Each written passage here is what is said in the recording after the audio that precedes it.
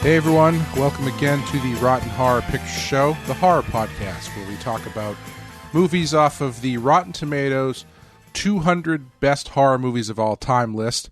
My name is Clay, and with me as always is Amanda. Amanda, how are you doing? I'm pretty good. How are you?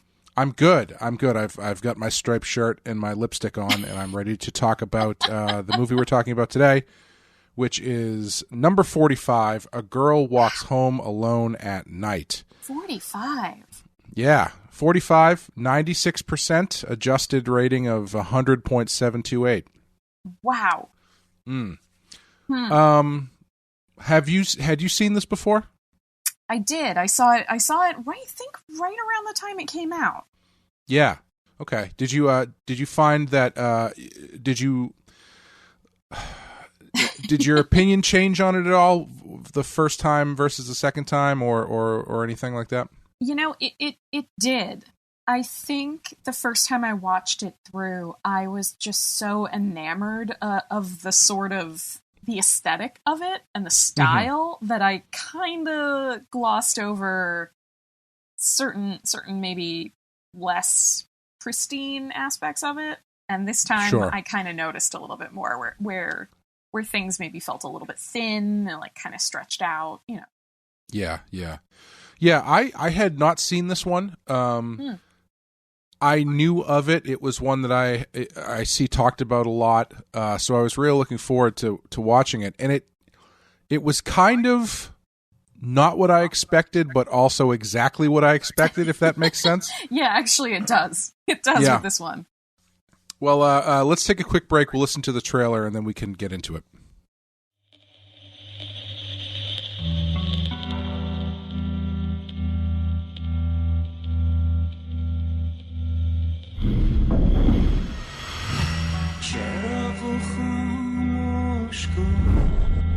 نصف شبی کجا بودی؟ ای دختر در تاریکی کنده قد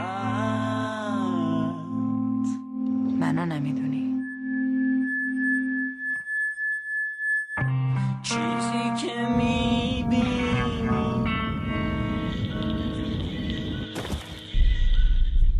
از چی هستی؟ من بدم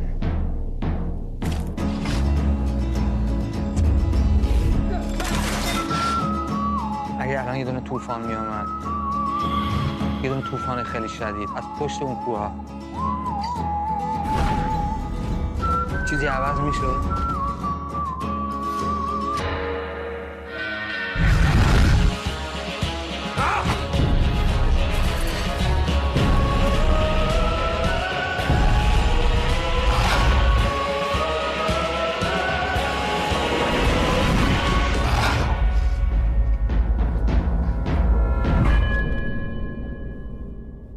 So, we've got A Girl Walks Home Alone at Night from 2014, directed by Ana Lily Amirpour, written by Ana Lily Amirpour, starring Sheila Vand, Aresh Marandi, Marshall Manesh, and a cat with the eyes of your dead wife.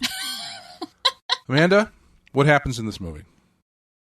Residents of a worn-down Iranian city encounter a skateboarding vampire who preys on men who disrespect women. Yeah, that's pretty much it. Yeah, that's it. That's pretty much the movie.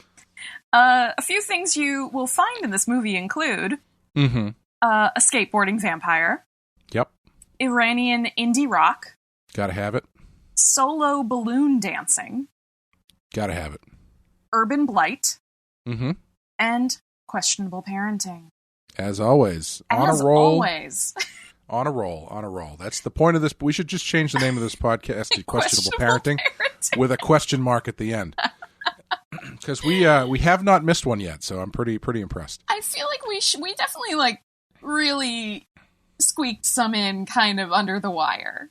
There's maybe one, maybe two that we squeaked in. I think for the most part it's been pretty solid. For the most part I would agree with you, but I think American Psycho we definitely kind of That's true. Yeah, that's probably the big. Well, that's not on the list anymore, so it doesn't matter. Oh, there we go. So, if just to touch on that real quick, I think we've mentioned it before, but this list is a fluid list. Yes, it's a living creature. Yes, it's a living document, as one might say. And since we have started, almost every movie we have covered has moved numbers or been moved off the list. Oh my God. American Psycho is the only one that was moved off the list, which I think we should take full credit for. I agree. I agree. They're listening to us. Yeah, we'll see if we can get them to do the same thing with this movie.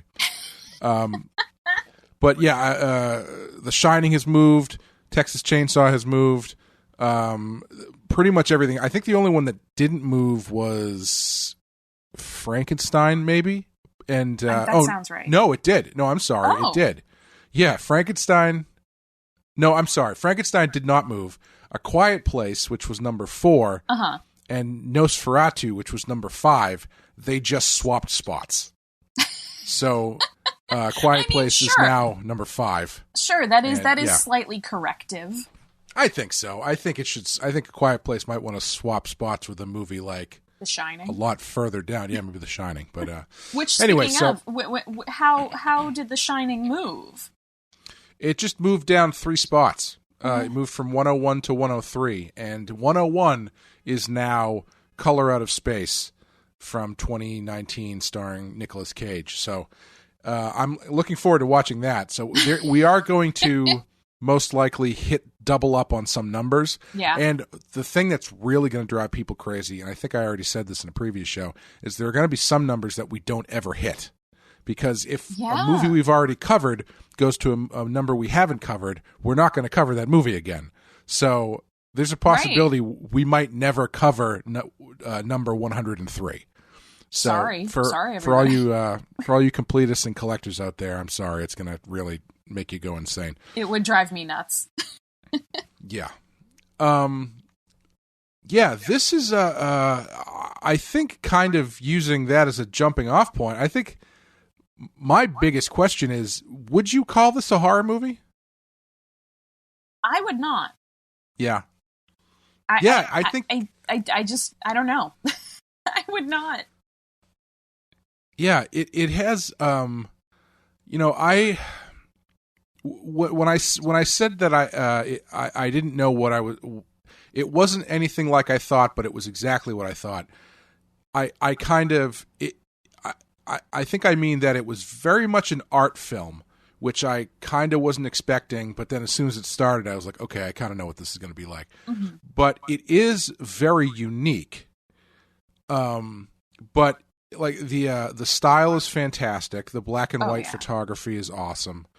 The music is great. We can get to that a little bit later. But it's closer to like a David Lynch movie. It's like one Roy Orbison lip sync away from being a David Lynch movie. Well, the balloon dance that we mentioned in our little list of things, that is one of the most David Lynch things I've ever seen outside of a David Lynch film or television episode. It felt a little bit like an extended episode from Twin Peaks: The Return. Yeah. Yes. Yeah. I was thinking the same thing. Yeah. Yeah. It's like right in that pocket. And, I don't know necessarily how I feel about this movie, because I understand why it got such high acclaim. It's billed as the first Iranian horror movie. It's a really I think it's the first they called it the first Iranian vampire western. Yeah. Which I don't really know where the western part comes in, but I guess I kind of get it. They use some Sergio Leone style music at a certain point, but I mean I guess I could see it western as like a very like modern interpretation of what that means. But yeah, it's I appreciate the style. I get why it got such high acclaim, but outside of the style and the sort of novel, I hate to use the word novelty because that sounds dismissive, but the novelty of it, I don't really know if there's a whole lot going on there story-wise.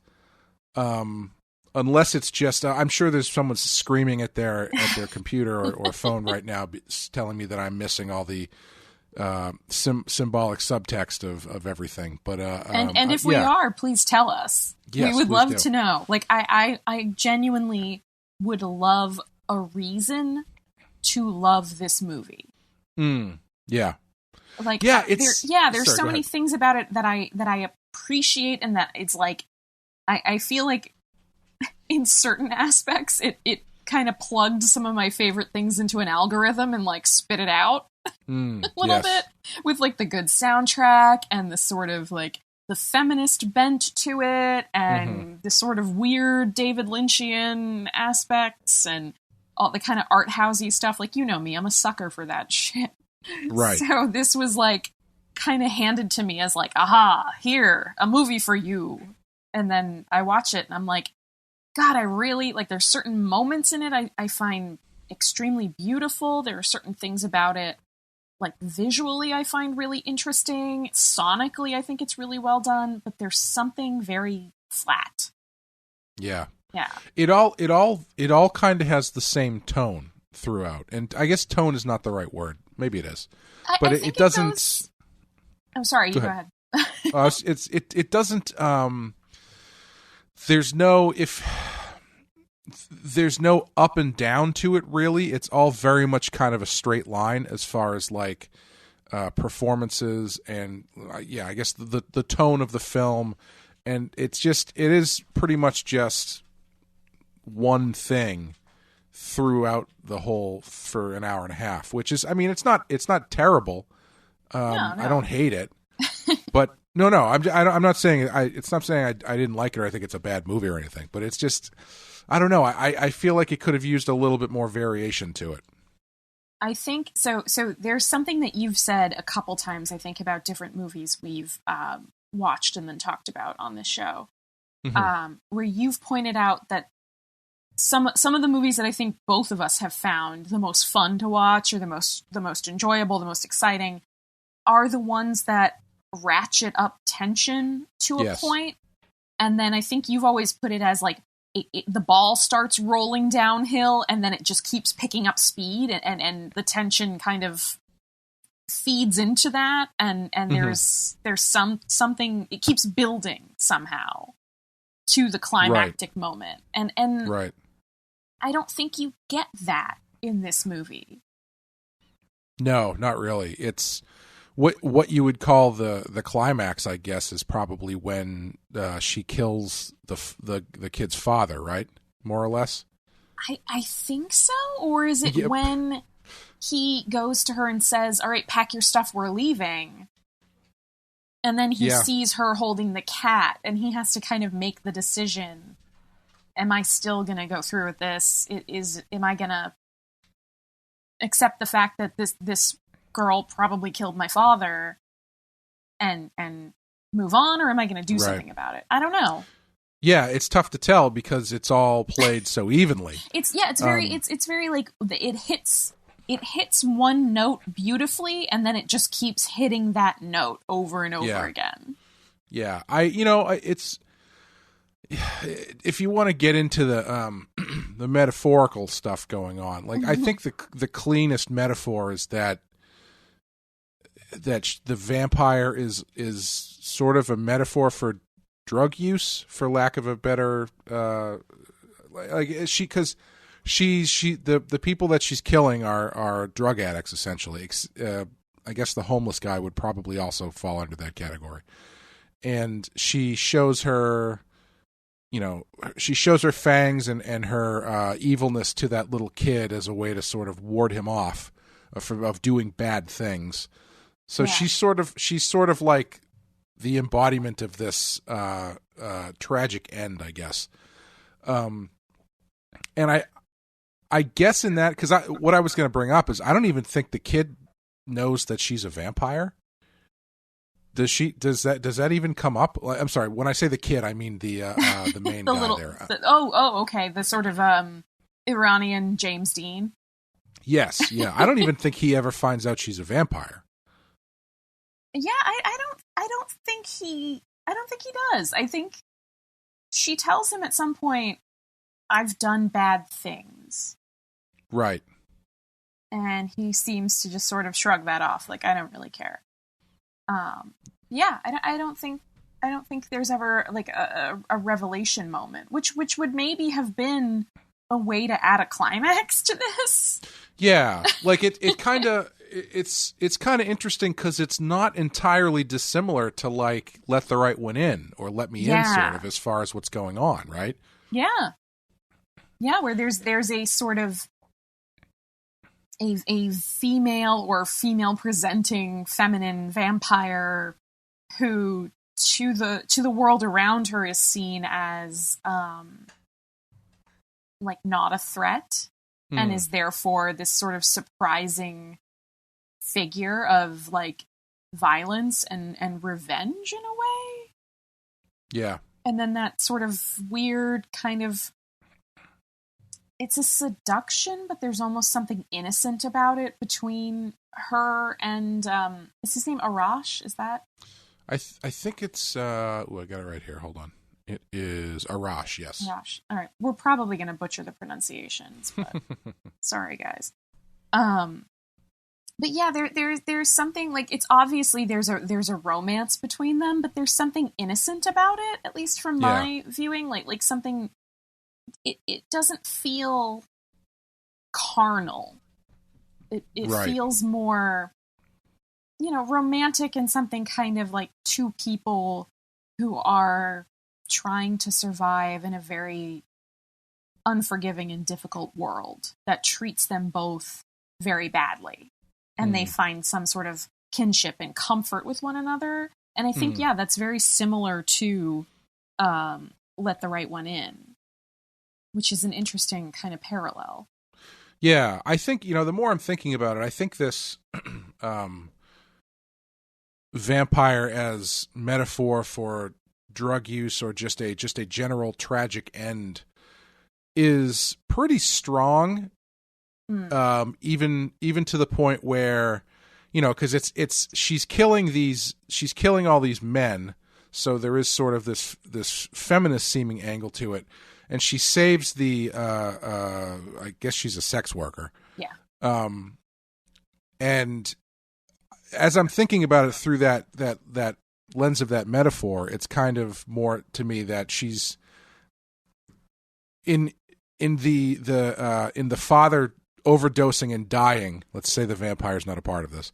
In the father overdoser and dying, she is getting a look at a possible the possible end for herself, which then motivates her to save herself. And so in this movie, that is depicted through this vampire that's killing these people.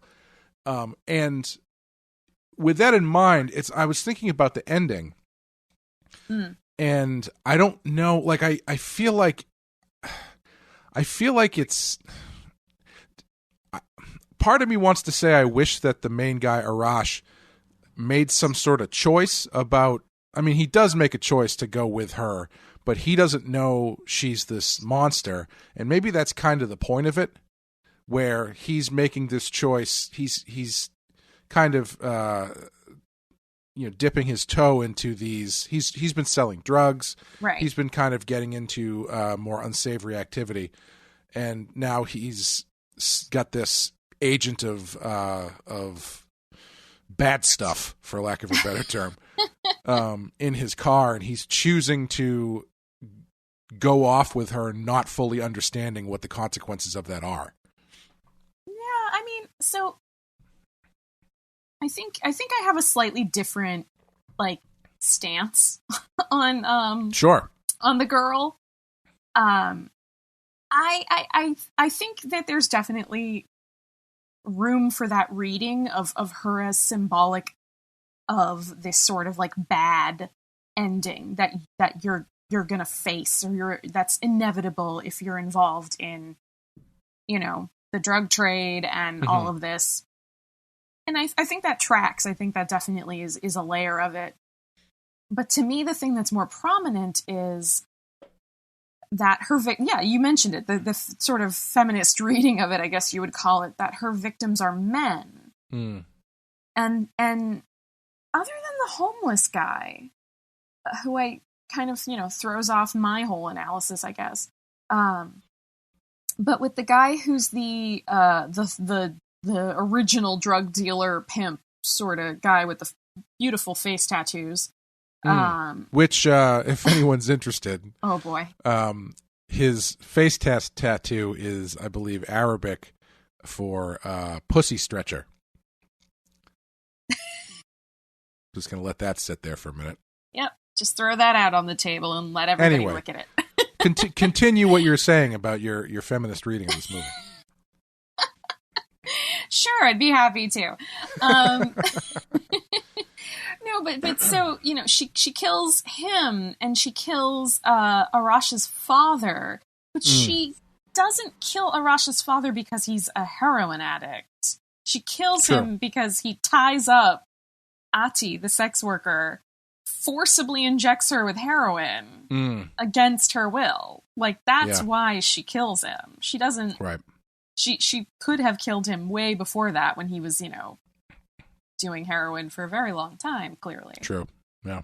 But I think, there's a lot there in that in most societies, especially conservative religious societies, women are, they're treated, they are typically the victims. Right. Of violence, of systematic oppression, all of that. And I think there's something to having this very young looking, very innocent seeming, she's not tarted up, she's not seductive, she's just a girl. She's just the girl, and she's, out there. And I think there's a lot of symbolism in having her be the one who sort of swoops in to almost try to right these wrongs. Right, yeah. And I think, I think one of the best scenes, for me, I think one of my favorite scenes, is when she is talking to the little boy. And she's leaning, like, she's kind of down on his level, and she's, like, right up in his face, and almost talking, like, directly into his ear, and telling him to be a good boy. Right, yeah. And her voice, sort of similar to in Let the Right One In, or Let Me In, like Abby, her voice changes. Her voice gets really deep and kind of frightening in that moment. And I think that's her sort of, like, issuing a warning to him, as in, like, remember this when you're older and you're no longer... Because children are also vulnerable and typically victims of violence and exploitation, but he's going to grow into a man. Right. And I think that's her sort of trying to say, hey, you might watch all these guys get away with it. You might watch Arash dealing drugs on the corner. You might watch, I think his name was Saeed, You're so much better at remembering these names than I am. I don't know. I'm good with names. I'm good with words, I guess. But yeah, like, you might witness the way men treat women and the way men are able to get away with this stuff, but don't think that that's true. They're not going to get away with it. She kind of makes sure of that. Yeah. And I mean, just even the way that she's presented too, she's wearing a chador, which is a Islamic female garment, kind of similar to like a burqa, but not quite as intense. Yeah, it's sort of in between a hijab and a niqab, I think. Yeah, that's what I was going to say. But yeah, I mean, even that, taking that kind of symbol of what that represents and using that as this sort of vampire cape. It's a great image. She looks fantastic with just that sort of... Her on the skateboard coming down the street with that sort of black billowing cloak flying out to the sides and behind her. It looks amazing.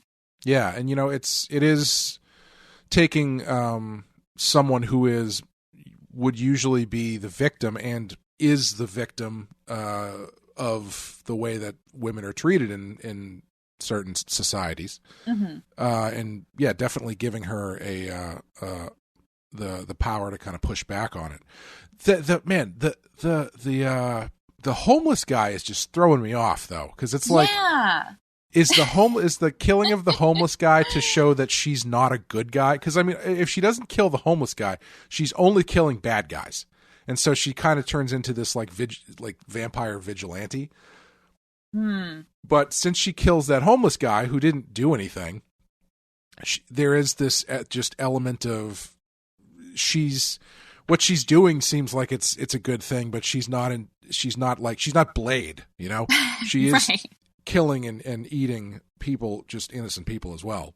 Well, I think she's killing and eating men, and so right. then does it become a misandry thing where, you know, she hates men so much that it doesn't matter if she's seen you do anything good or bad, you're potentially dinner anyway. But then Arash throws that off because she kind of like she spots him a couple times before they actually really connect, and she kind of just lets him go. Yeah, I think the homeless guy is in there because Arash doesn't really do anything in this movie. Yeah, and the fact for that like he doesn't a drug do anything, dealer and all of this stuff, he's very passive. Yeah, he's very passive. He's not really a serious drug. Like he never really takes the next step into being he reminds drug me dealer. of Victor Frankenstein. Yeah, kind of. He just sort of gets it started and then just says, well, whatever. Yeah. And I think the fact that he is so passive, you need to create the possibility that she might kill him. And if she's only killing bad guys and this other guy is just sort of like just a passive twerp, more or less, there's really no tension there. So you either have to have Arash do something that is explicitly bad, which you don't want to do because it makes your main character / love interest into a bad guy, or you have to have your vampire kill people other than just bad guys. So there is some possibility that regardless of what he has or hasn't done, she might still kill him. Yeah, I really like that because I think that adds another layer of weight to that last scene where it's they're in the car and Arash is in the driver's seat, she's in the passenger seat, and the cat is perched in between them.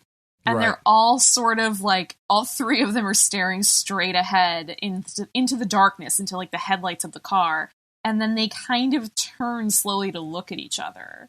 And I think that adds an interesting layer to that last look where it's like, okay, here we are. We're out here in this isolated area, totally alone. Now what happens? Right. Yeah. Yeah. It's a similar. I find it similar to Let the Right One, or Let Me In, for that matter, because we haven't watched Let the Right One In yet. Even though it's the same story, but in that that one has a bit of a different feeling to the ending because even though the kid has made his choice, he doesn't really understand what that means. But in this one, it's sort of like that moment before he absolutely makes his choice, where there's a little bit more ambiguity as to what the next step is. Yeah, I think the difference there is with Let Me In. There's a sort of feeling at the very end that the vampire girl and the boy, that they're sort of they've kind of come to a decision together. They're on the same side. They're sort of moving towards the same goal, at least for now. Maybe that won't be the way it is forever, but for now they're sort of in this lockstep. They know where they're going and they're doing it together. Yeah. And at the end of this, they're together, and I think that there's definitely that layer of sort of this fledgling relationship, this affection, this like romantic pull towards one another. But there's also the fact that they know, especially Arash, knows next to nothing about the girl. And we don't know her motivations. We don't know her she clearly has some sort of moral compass or set of morals that if you cross one of these boundaries, you're your lunch, but we don't know what those are. We don't know how stringent those are. We don't know if Arash is safely on one side of them or has crossed one of those lines, and this has kind of been a long con, and now they're out there alone, and she's just gonna finish him off. Like, we don't know, and there's not really there's no clear visual cue about what it is. Like, what side are we landing on? And that's why I do kind of find it fascinating that he never finds out that she's a vampire, because it does kind of have it adds this extra layer to it of him making this choice, but not really understanding the choice that he's making. Yeah, and there's also the question then where, is she really a vampire? Sure. I mean, you could. I know that's a little bit of a long shot. I think she is. I'm not saying I think the whole thing is metaphorical. But I think you could make the argument that maybe, there's some wiggle room to say the only two people who've seen her as a vampire, I mean, there's Saeed and Hussein, the father, they're dead. And then Ati, the sex worker, she was high. True, yeah. So she might just be a serial killer. Yeah. Isn't that comforting? Yeah. But yeah, the one of the things that I actually did really like about this, on top of the visuals, was the setting, and not only just that it's this vision of Iran that I had never considered before, which I found out later they shot in California, so it's fake Iran, but still, it's kind of a unique setting, and it also I found it very similar to It Follows, in how it is kind of out of time. It's very difficult to pin down when this takes place, because in some instances it's very modern, in other instances it's not. There's an old car from the 50s, so I assume this doesn't take place in 1957, and it is actually a style choice in this movie, but I could be wrong. I've been wrong before. I will take your side on this one. I think it does not take place in the 50s. Yeah.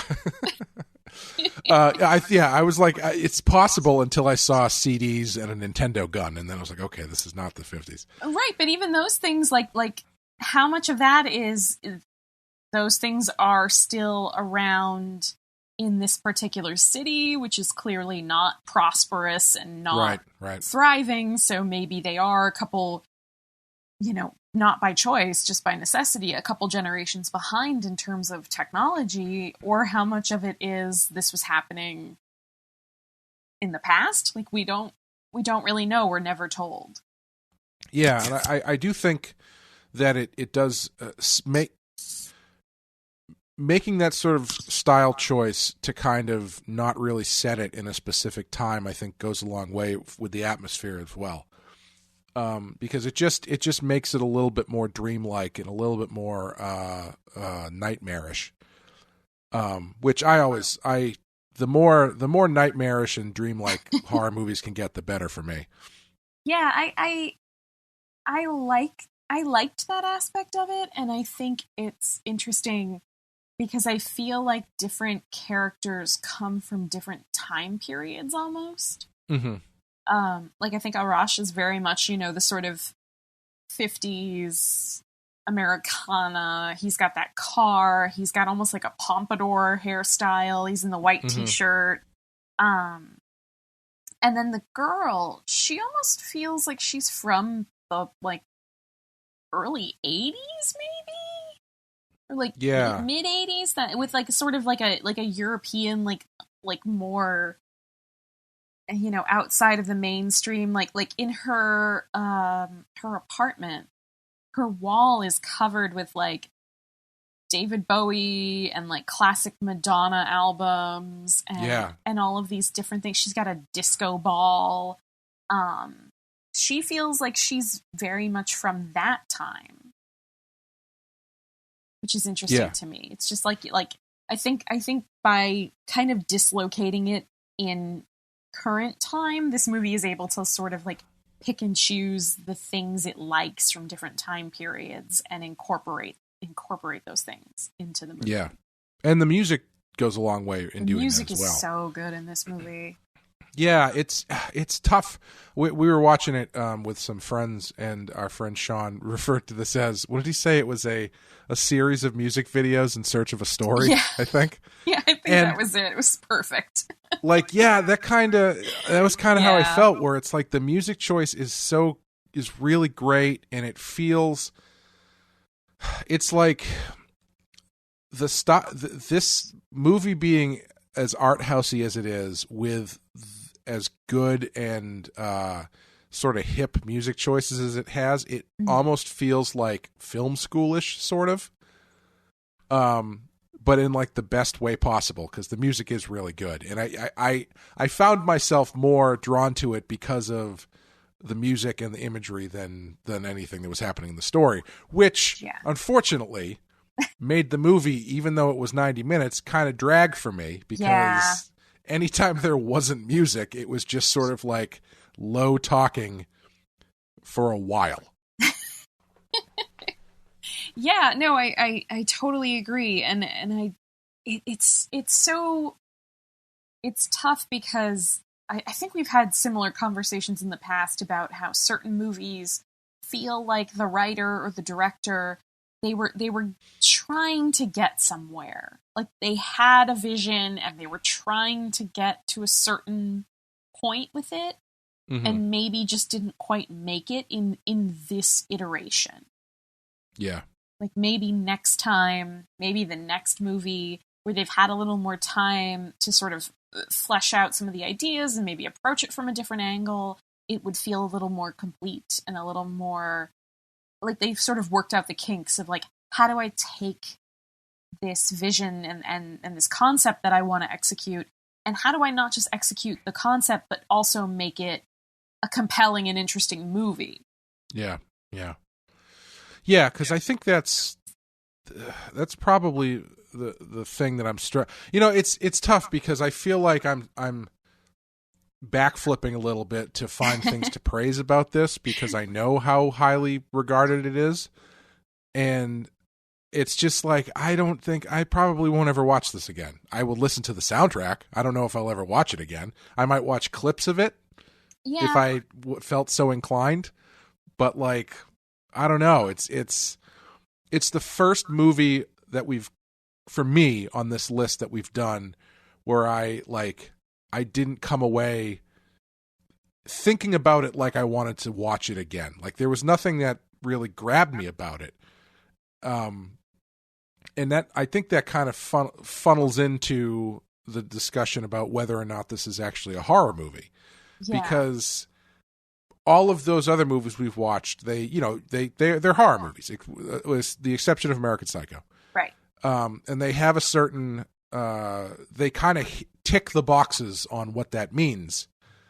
And it's weird because this does, because it's got a vampire in it and it's kind of creepy, but I wouldn't say that this is a horror movie. Yeah, I wouldn't either. And it frustrates me, as I'm sure it would frustrate anybody, to try to find a genre or a category to put this in. Yeah.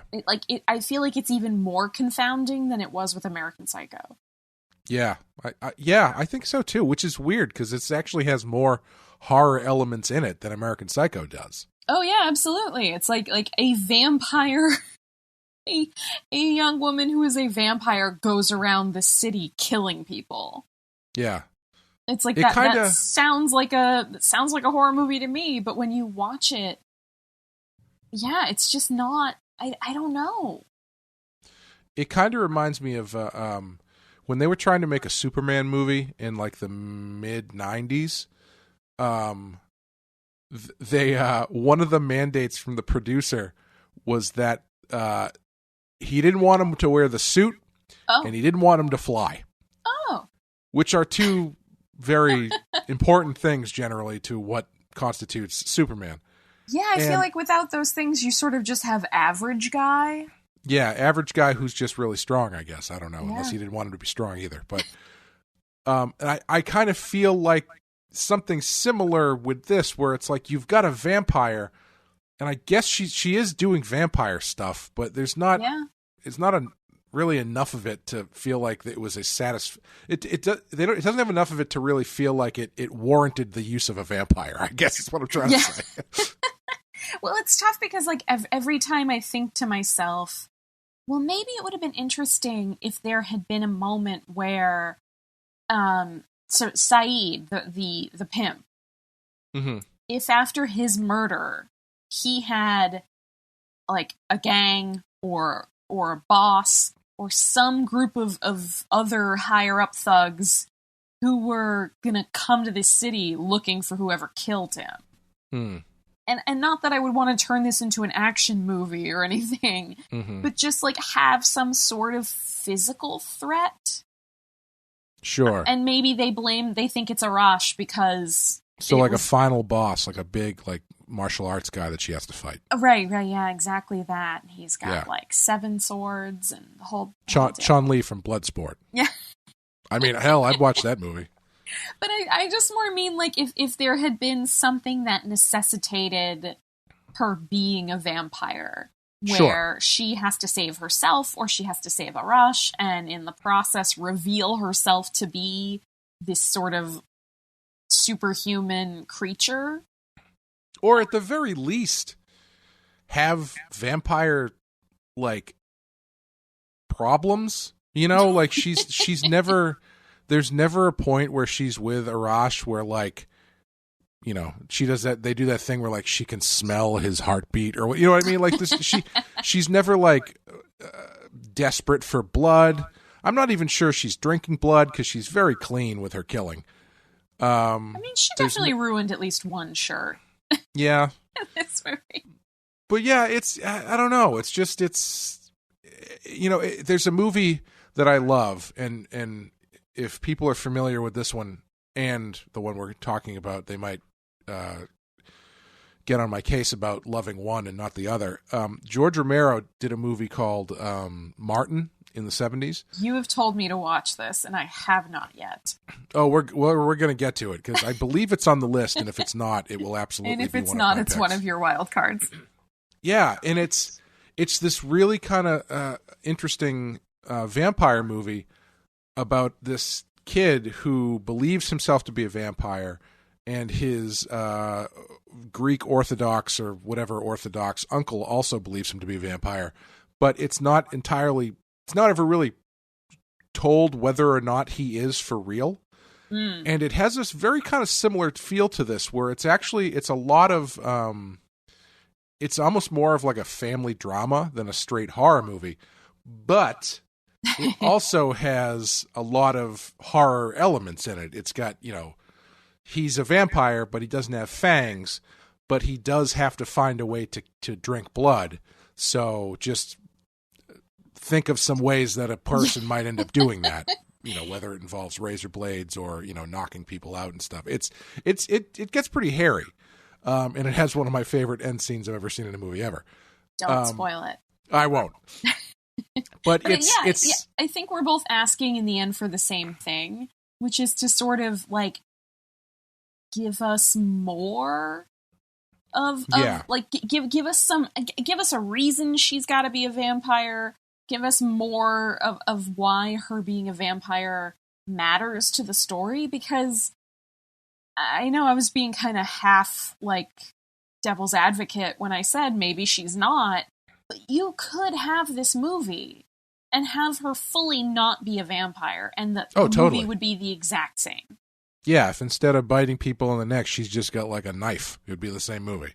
Even a syringe with a drug in it, and she just, you know, stabs them and poisons them and they die, and it looks like a drug overdose or whatever. Like, that would be the same movie. Yeah. Except there would be fewer cool scenes of her being behind somebody, following them, and then appearing in front of them and having them run into her. Right. Which yeah. I do love those scenes.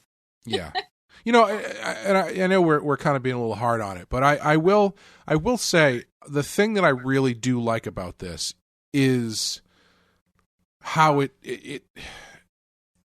it's if you really want to get into it, it's not really, the story doesn't really matter that much because it's clearly going for like an impression more than anything else, and I think it succeeds absolutely in that sense. Yes. Like it leaves a very vivid, ghostly impression on you. Like when you think back to this movie, the visuals that you're conjuring up in your head, at least for me, are very much like nightmarish kind of imagery of, you know, high contrast black and white with the music and everything. It sets its atmosphere is absolutely fantastic.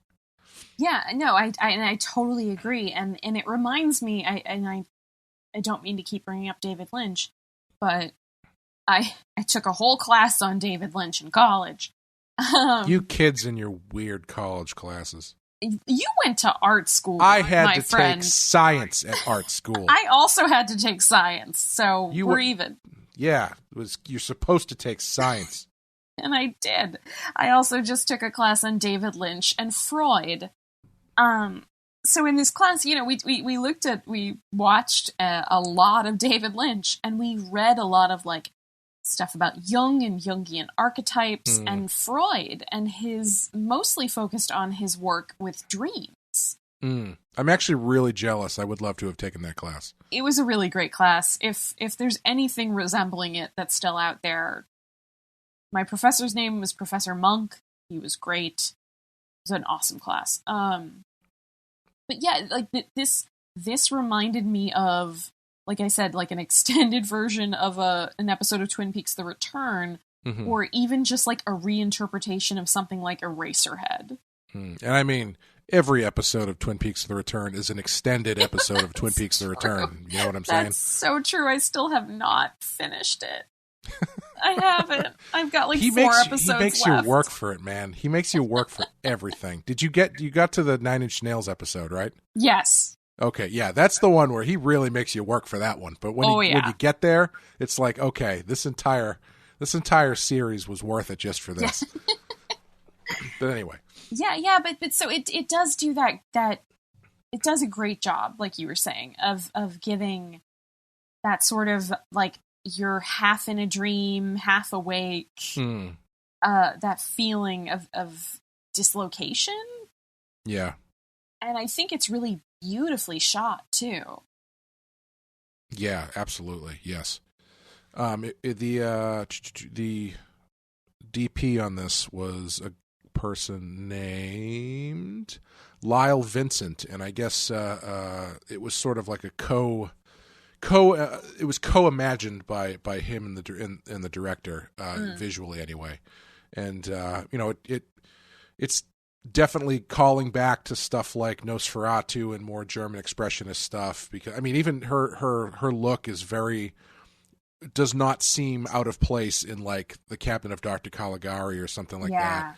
And even the poster for the movie has a very kind of like German expressionist kind of graphic feeling to it. It's a cool poster.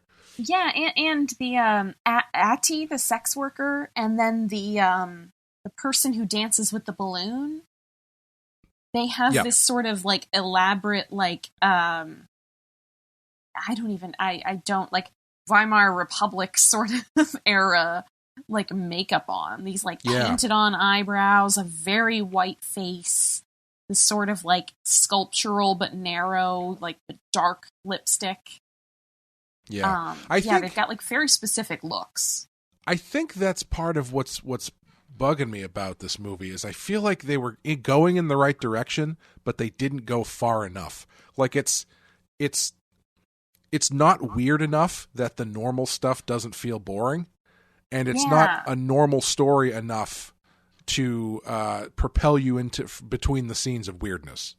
Yeah, like I wish they either went further with the weirdness or even just kind of picked one or two fewer points of inspiration and focused in on a couple, because it does feel a little like it's trying to work in a lot of different styles and a lot of different touchstones. You've got like Nosferatu, and you've got like sort of vaudevillian aspects, and then you've also got like spaghetti western kind of stuff, and then you've got like a 50s vibe.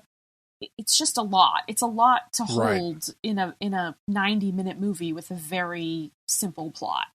Right. Yeah. Yeah, and I think it wrangles it. I think it wrangles that stuff fairly well at the sacrifice of a really strong story. It's ultimately what it comes down to. Yeah, and like you said, I think we're being pretty hard on this movie. Somebody has to be. Well, and mostly because I think we're not looking at it as like, is this a good movie or an interesting, conceptually interesting movie, or a movie that's added something valuable to film in general. We're not looking at it like that. We're looking at it as like, is this a good horror movie? Right. And, you know, the thing that's really interesting to me that I've thought about a couple times since we've watched this is, you know, we watched it, we were group chatting while we were watching it with, you know, some of our friends who are watching it with us. Hi, guys. And, hi, guys. I look forward to you listening to this in 10 weeks when it comes out. But I was thinking, like, would I have liked this more? Would I have reacted to it a lot more favorably if I had seen it in the theater? Because I feel like being immersed in that, a movie like this where you're like, you are captive to its world and you're kind of immersed in it, and it kind of takes you along for the ride for the weirdness of it and the sort of art housiness of it. I'm trying to decide whether or not I would have liked it a lot more then, because, you know, as we're watching it, we're like talking to each other. So there's subtitles that we're trying to take in, but we're also trying to talk to people and stuff. And so, you know, it makes it made it feel kind of slower. I don't know. I honestly don't know. So the first time I watched it, so the way I even got my hands on it is that I had heard about it. I had thought it sounded very interesting and very much up my alley. I was hanging out with some friends, and I mentioned, we were talking about movies or something, and I mentioned that I really wanted to see it. And my friend was like, I have illegally pirated this movie from the internet. Do you want it? And I was like, that's terrible, but okay. So yeah, he like burned it to a DVD for me. And then I watched it. I think I was like drunk on half a bottle of wine and home alone. And just like popped that sucker in and had nothing to do and nowhere to go and no one to talk to and no attention span for anything but the one thing. So I think I really enjoyed it when I watched it, because I was able to sort of be uninhibited enough to just sort of go with it.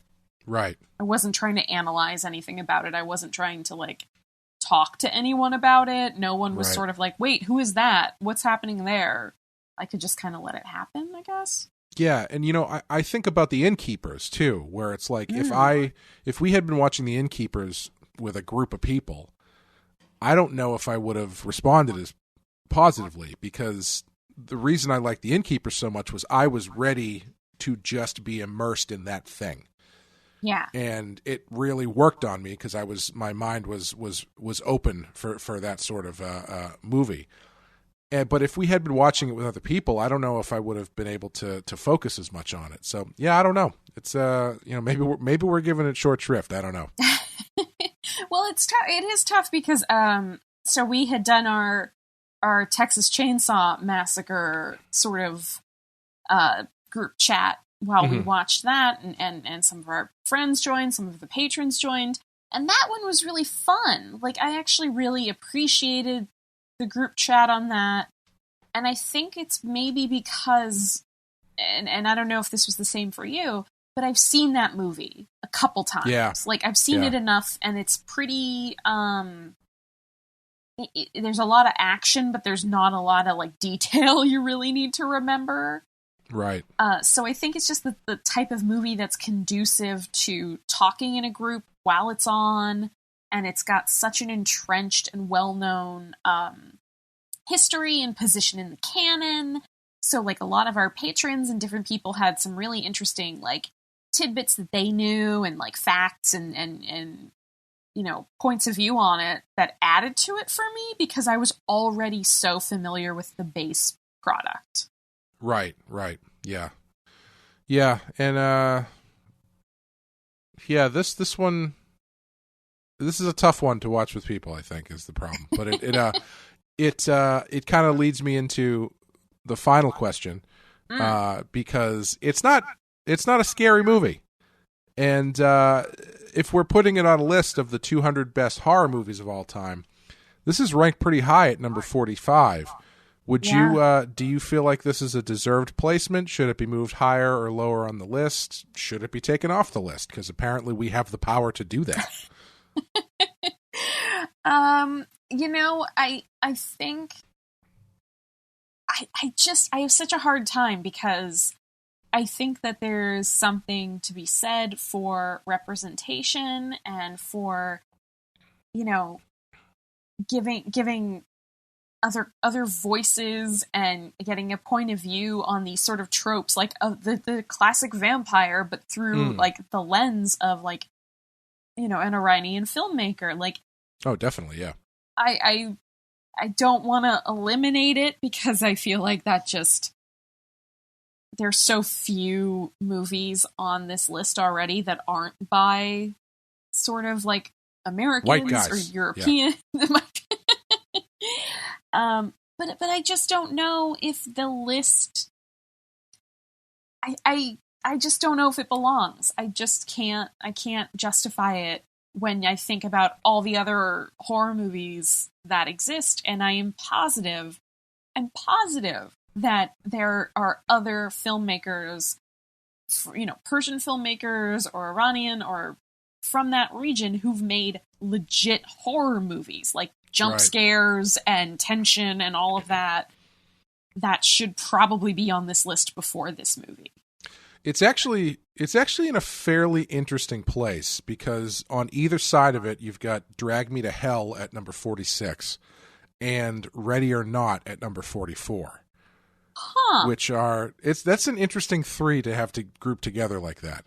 Yeah, because I have complicated feelings about Ready or Not being on this list. Yeah, I would agree with that. Yes. Yeah.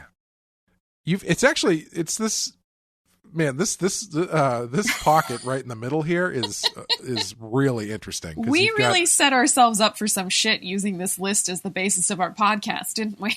Oh man, I mean honestly, you've got 40, like 5 in a row. You've got Mandy, Midsummer, the Herzog remake of Nosferatu, the original version of The Fly, Drag Me to Hell, A Girl Walks Home Alone at Night, and Ready or Not, and then House of Wax with Vincent Price. So it's a really interesting grouping of movies right there. Yeah, wow. Yeah. But yeah, I don't know. I kind of understand its placement. This feels like it should be like in the like 90s or maybe like in the low hundreds. It feels like one this isn't really a horror. It's not scary. It's not really a horror movie. If we were going by not rating, but just like lists of horror movies, I feel like this would be, if you're going to put this on here, this feels like a throw it in the middle kind of movie where it's like you want to get it on the list because of what it represents, like you were saying. Yeah. But it's not exactly like a horror movie. So yeah, and I think somewhere in the middle would probably be appropriate. I agree, and I think there's something about like a lot of the horror in this movie isn't the sort of horror that's scary when you watch it. It's scary when you think about it. Sure, yeah. So, like, I think they show it maybe twice. It may be 3 times. I could have missed it once, but I'm pretty sure it's only twice. That there's essentially, like, a crevice or a pit or a dry riverbed full of bodies. Right, yeah. In this city. And the first time you see it, I think in that sort of opening scene with Arash sort of like going around the city, and he finds the cat and he picks the cat up. And he's getting in his car and talking to the boy and all of this. And he crosses this sort of like little bridge or whatever. And you just see this pile of bodies. And it's not the main focus of the camera. But it's definitely there. But there's definitely that moment when you first see it where you're sort of like, wait, what is that? Like, what is all of that in there? Is that just trash? And then you're kind of looking and you're like, I think that's people. But nobody says anything. Nobody does anything. The camera doesn't zoom in on it. There's no focus at all on it. It's just an accepted part of the landscape. And then you see it again later on, and there are two people dragging a corpse into it. Right. And so there are definitely things like these sort of undertones of like violence and terror and murder and the things that the people who live in this kind of city, which is very clearly falling apart. Like, why would anybody live there? They live there because they have to. Huh? It's literally called Bad City. Right. Right. Nobody's living there because they want to. People are living there because they have to, and they have to live there because their lives are terrifying. It is, it is. We could probably talk for 20 more minutes about this, but it's like it is interesting though how it's called Bad City. They've got that thing full of corpses, but it's not really that bad. Like the suburbs just look like nice suburbs, and I feel like there's an element of class stuff going on that they don't really exploit at all, because you've got Arash who clearly lives out in the oil field area, which I actually like the shots of the oil rigs too, because that's almost was like the oil rig is a literal vampire in this situation, Yeah, and it's the backbone of the economy for so many countries in the Middle East. And you've got Arash doing landscaping stuff for the rich girl who just had the nose job. Yeah. So like there's a lot of stuff going on that I don't feel like is really fully exploited as far as some of that subtext, Yeah, I wonder if some of it is like if you were from that, if you had lived that sort of life, or you were from an area, the real world equivalent to this sort of existence in Iran, and like I think you would watch this and you would recognize some of the stuff without needing to be told. Probably, yes. Yeah, like have you seen Parasite? Oh no, not yet. Parasite is even if you are not from Korea, it's a very good movie. But a friend of mine, his wife is Korean, and her parents, I think, are directly from Korea. And he was telling me how Parasite is like a scathing, dead-on critique of Korean culture, to the point where his wife's very conservative father actively hates the man who made the movie. Oh wow! Yeah, so it's some of those things where it's like, if you're not from that culture, you can still appreciate it, but if you are from that culture, you're picking up so much more from it. So I wouldn't be surprised if this is a similar case. I would assume so. I think that there's a lot in it that, we for once, we the white people are the outsiders when we watch this, and I think that definitely plays into our views on it, our interpretation of it. Like, I would love to talk to somebody who has more insight into like this part of the world and this culture and how this actually, applies in real life for folks. Yeah. And if you are one of those people listening, please, shoot me a Twitter message on Twitter @DeadMeatComic, or leave a comment on the YouTube or whatever. We'd love to hear your thoughts about it. Yes, please. But enough of this thoughtful, heady bullshit. Next time, we've got a fastball right down the middle. Oh, boy. We'll be doing number 71, David Cronenberg's The Fly. Oh, boy. Which I'm very excited about. Oh, it's been a long time since I've seen that one. Oh, it's so good. So good. But yeah, I think that's going to do it for us today. Thank you all for listening. If you like the show, please give us a rating or review on iTunes. That would be amazing. Or, like I said, shoot me a twit and or leave some comments or whatever. I love to hear what everybody thinks about the show. Comments. Listen, I haven't talked to people in like 6 weeks, okay? I don't know how words work anymore. But yeah, thanks guys. Thanks Amanda. Thank you. And we will see you next time. Bye everybody.